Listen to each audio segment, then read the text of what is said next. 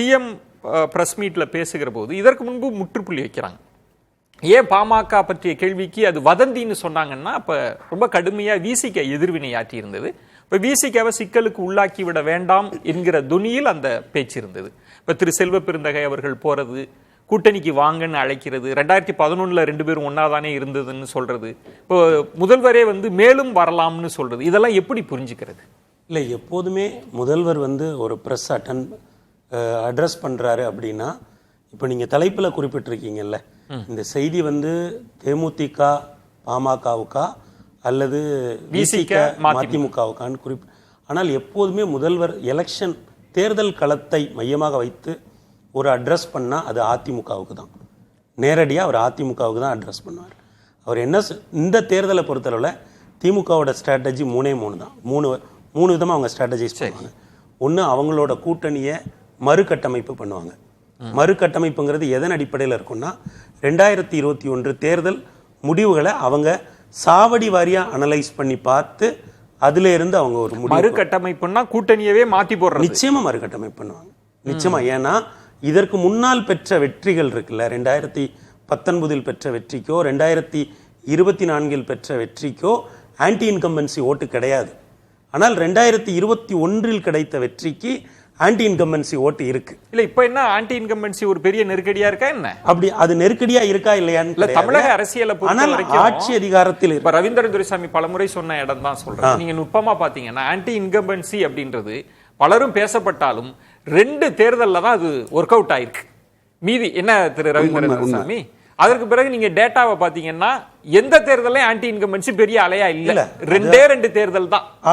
ஆட்சி அதிகாரத்தில் இருக்கிறவர்களுக்கு நீங்க ஒரு ஆட்சி அதிகாரத்துக்கு வந்து விட்டாலே நீங்கள் இப்போ சில குரூப்புக்கு உங்களுக்கு ஒரு எக்ஸ்பெக்டேஷன் இருக்கும், அது இல்லாம போகும். அப்போ ஒரு சிறிய வாக்கு சதவீதம், நீங்க ஆன்டி இன்கம்பன்சிங்கிறது பெரிய அலை மாதிரிலாம் இருக்க வேண்டாம், அது ஒரு சிறிய நகர்வா இருந்தா கூட போதும். பொதுவாக திரு பெருமாள்மணி, இந்த இடத்தில் இப்ப கிரிக்கெட்ல கூட சொல்லுவாங்க, வெற்றி பெற்ற அணியை நம்ம மாத்த வேண்டாம், செமிஃபைனல் வந்துருவாங்க, ஃபைனல்றப்ப வெற்றி பெற்று இருக்கிறோம், இந்த அணியை அப்படியே இருக்கட்டும்னு ஒரு ஸ்ட்ராட்டஜி எல்லாம் வகுக்கிற பெஞ்சில ஒரு 4 பேரை உட்கார வச்சிருப்பாங்கல்ல, நீங்க அதையும் கவனிக்கணும். கிரிக்கெட்ல 11 பேர் உள்ள. ரவீந்திரன் துரைசாமி அவர்கள்லாம் சொல்வது எப்போதுமே வெற்றி பெற்ற அணியிலிருந்து எந்த டிஸ்டர்பன்ஸும் இருக்கக்கூடாதுன்றது ஒண்ணு. அவர் ரொம்ப துலக்கமா சொன்ன இடம்ன்றது ஆலோசித்து நாங்க உட்கார்ந்து பேசி முடிவெடுப்போம்.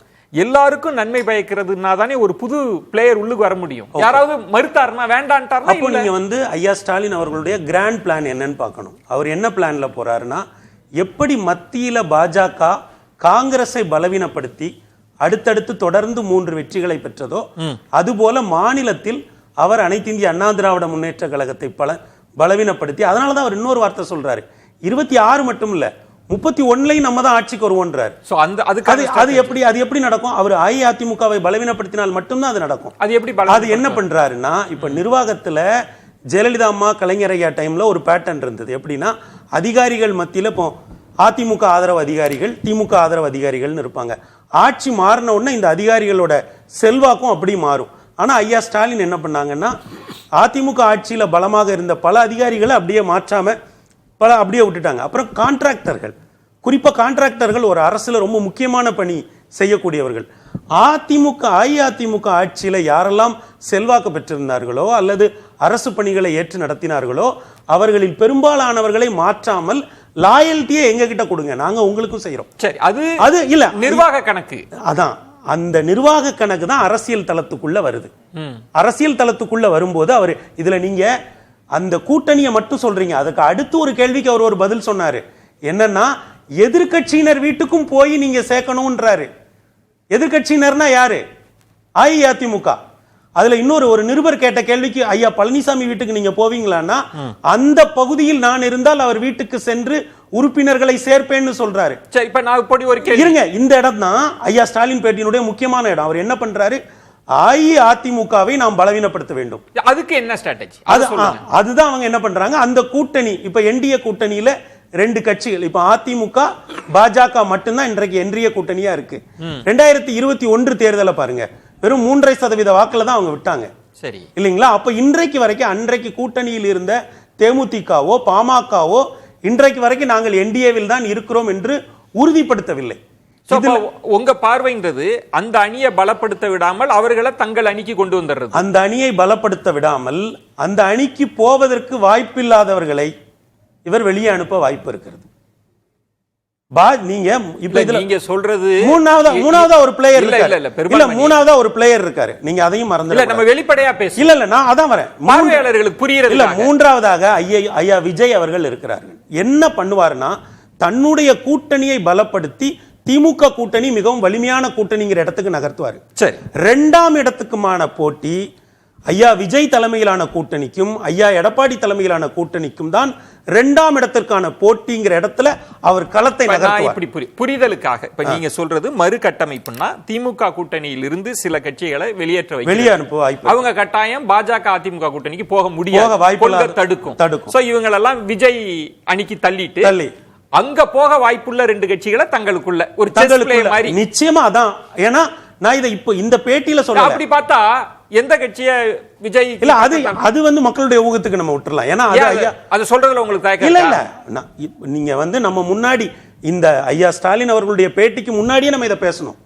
அப்போது ஒரு எங்க சிக்கல் வருதுன்னா எல்லாருமே அதிமுக பாஜக அணிக்கு செல்ல முடியாத தரப்பு தான் இங்க திமுக இருக்காங்க. யாருமே காம்ப்ரமைஸ் பண்ண மாட்டோம்ன்றதுல வலுவா இருக்கிறாங்க. அதுல நம்ம ஏதோ இடதுசாரிகள்னு யூகமா அப்படி தள்ள முடியாது. அப்ப யார சொல்றீங்கன்ற சிக்கல் இருக்கு. இல்ல இருப்பாருங்க. இப்ப அப்படின்னா என்னன்னா தமிழ்நாட்டோட தேர்தல் ரிசல்ட் நீங்க பாருங்க. இல்ல வெளி கட்சியா சொல்லுங்க. நான் சொல்றேன் திமுக காங்கிரஸ் கூட்டணி சேர்ந்துருச்சு அப்படின்னாலே தமிழ்நாட்டுல அவங்களுக்கு 40% வாக்கு வந்துருது. திமுக காங்கிரஸ் கூட்டணியோட விசிக சேர்ந்தாலும் வெற்றி கிடைத்திருக்கிறது, பாமக சேர்ந்தாலும் வெற்றி கிடைத்திருக்கிறது. ஆக திமுக காங்கிரஸ் கூட்டணி உறுதி. ஏனென்றால் டெல்லியில அவங்களுக்கு 10 இடம் வேணும். எனக்கு புரிஞ்சுக்குது. இப்போ 10 இடம் வேணும். மீதி 4 பேர் இருக்காங்கல்ல, அவங்க 4 பேர் ஒரு ஆப்ஷன்ல தான் வைப்பாரு. 4 பேர் ஆப்ஷன், அவங்க 4 பேர் ஆப்ஷன் தான். இது போக என்டிஏ கூட்டணியில இருக்கிற 2 பேர் அதர் சைடுல ஆப்ஷனா இருக்காங்க. ஒரு செஸ் போர்ட்ல காய்களை நகர்த்துவது போல எப்ப நகர்த்துவாருன்னு சொல்றேன். சரி. 2026 ராஜ்யசபா தேர்தல் நடைபெறுகிற பொழுது யாரை உள்ளே கொண்டு வர வேண்டும் என்று நினைக்கிறாரோ அவர்களில் ஒருவருக்கு நிச்சயமாக ராஜ்யசபா 4 இடங்கள்ல திமுக வெல்ல வாய்ப்பு இருக்கு. அதுல 2 இடங்களை கூட்டணிகள்ல வரதுக்கு வாய்ப்பு இருக்கிறவங்களுக்கு கொடுப்பார். இந்த கூட்டணியை மறுகட்டமைப்பு பண்ணுவார். என்டிஏ கூட்டணியை பலவீனப்படுத்துவார். என்டிஏ கூட்டணிக்கு போக வாய்ப்பு இல்லாத கட்சிகள் ஐயா விஜய் பக்கம் போவதற்கான வாய்ப்பை ஏற்படுத்தி கொடுப்பார். 2ஆம் இடத்துக்கான போட்டியில் தாவேகாவும் அதிமுகவும் மோதுவது போன்ற சூழலை உருவாக்குவார். அப்படித்தான் அவர் ஒன்று கேட்கிறேன். நீங்க சொல்ற திமுக கூட்டணியில் இருக்கிற மற்ற கட்சிகள், நான் யாரையும் குறைத்து மதிப்பிடல, இல்ல அவங்களுக்கு இருக்கிற வாக்கு சதவீதம்ன்றது என்ன? நம்ம வந்து யாரையும் குறைச்சு மதிப்பிடல. 1க்கு கீழே இருக்கக்கூடிய கட்சிகள் 2ஆ இருக்கலாம், 3ஆ இருக்கலாம். விஜய்க்கு எத்தனை வாக்கு சதவீதம்னு யாருக்குமே தெரியாது. தெரியாதப்ப நான் மறுகட்டுமானம் செய்யறேன்னு அதிமுக பாஜக அணியை 3வது இடத்துக்கு தள்ளுறதுக்காக என்னோட அணியிலிருந்து 2 சிறு கட்சிகளை அனுப்புறேன்னு யாராவது முடிவெடுப்பாங்க? அதான் நான் சொல்றேன். அதனால விஜய்க்கு என்ன பர்சன்டேஜ்? அதுதான் நீங்க என்ன பார்க்கணும்னா திமுகவுடைய நோக்கம் வந்து 45% அவங்க குறையவே இல்லை இதுவரை நடந்த தேர்தல்கள்ல. திமுக காங்கிரஸ் கூட்டணிக்கு 40% உறுதியா இருக்கு.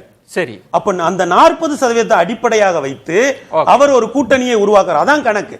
நீங்க இந்த புள்ளியில இருந்துதான் ஐயா செல்வ பெருந்தகை போய் பாமக தலைவரை சந்தித்ததை இணைத்து பார்க்க ஒரு விஷயம் இங்க உறுதிங்க. திமுக காங்கிரஸ் கூட்டணி மட்டும்தான் இங்க உறுதிங்க. சரி. அதே போல எதிர்முகாம்ல ஒரு கூட்டணி உறுதியா இருக்கு. அதிமுக பாஜக கூட்டணி எல்லாம் உள்ள இருக்கிற விளையாட்டு களம் தான்.